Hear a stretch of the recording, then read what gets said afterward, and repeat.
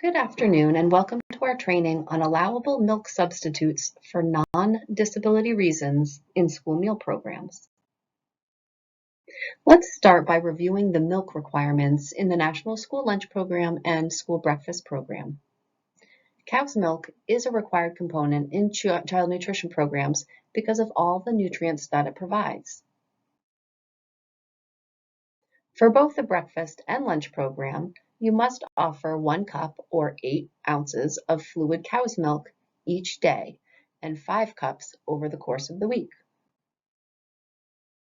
In school meal programs, the milk offered must be pasteurized and have vitamin A and D at the levels specified by the FDA. Schools must offer at least 2 types of milk, that is fat-free or low fat, and it may be flavored or unflavored. But unflavored milk must always be available. Very few kids are drinking milk, and by offering a variety, hopefully we're increasing the chance that they can select the type that they like, and better yet, actually consume it. Making accommodations for non-disability or preference requests is optional. However, often it's good customer service to do so, as long as the request is reasonable. Documentation is required, and it must be kept on file in the school nutrition office. Documentation includes a written statement from the child's parent or guardian, and the request should identify the reason for the requested milk substitution. Brand-specific requests do not have to be followed. There are 2 types of substitutions that are allowed by USDA for non-disability reasons. The first is a lactose-free milk. This product is still cow's milk, but with the lactose removed. It's typically used in cases of lactose intolerance. Written documentation is not required if providing lactose-free milk because it still is cow's milk, therefore compliant with the meal pattern requirements. However, since it's more of a specialty product and it may be more expensive, you may only want to provide it with a written request only. The other allowable milk substitution for a non-disability situation when a written request from the parent or guardian has been received is a non-dairy milk substitute that meets USDA's nutrition standards for fluid milk. It's important to note that not all brands meet this criteria. As I just mentioned, if choosing to offer a fluid milk substitute, in the case of a non-disability, you must use a commercial product that meets the nutrition standards that are listed here on the screen. Again, like we already said, cow's milk is a meal component in the National School Lunch Program because of the complete nutrient package that it provides to children. So therefore, by following these standards when finding a substitute, we're ensuring that children are receiving the important nutrients that are found in cow's milk.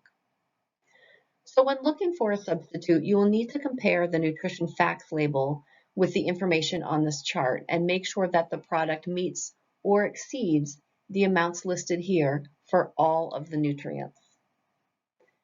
There are many products out there that do not meet this criteria, so again, you'll have to do some homework and compare products with this list before making the purchase and offering it to students.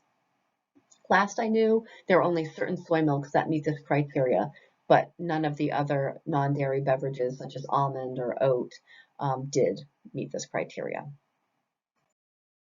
If you are going to allow milk substitution requests for non-disability reasons, all requests for the allowable substitute must be granted as long as they're requested in writing. So for example, you may choose to provide an allowable brand of soy milk at a parent's request. That allowable brand of soy milk must be available to all students whose parents or guardians make a request for a fluid milk substitute. The allowable substitute may only be available to the student or students with the written request on file, and not all students. Without the written request, fluid milk substitutes do not credit as the milk component in reimbursable meals and after-school snack program, and the cost would be considered an unallowable expense for the school nutrition program. You may not charge a student extra for the milk substitute when taken as part of a reimbursable meal. If offering the product a la carte, the milk substitute must meet Smart Snack guidelines and it must be priced so that it exceeds the cost of providing the item.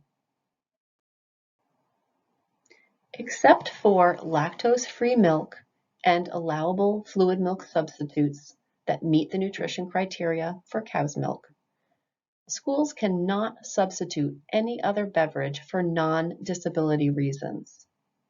This includes juice, water, milk substitutes that do not comply with the USDA nutrition standards for fluid milk substitutes, such as almond milk, rice milk, cashew milk, some brands of soy milk, and most brands of oat milk. This concludes our training on allowable milk substitutes for non-disability reasons in school meal programs. If you have any questions, please contact our office at child.nutrition@maine.gov or 207-624-6842.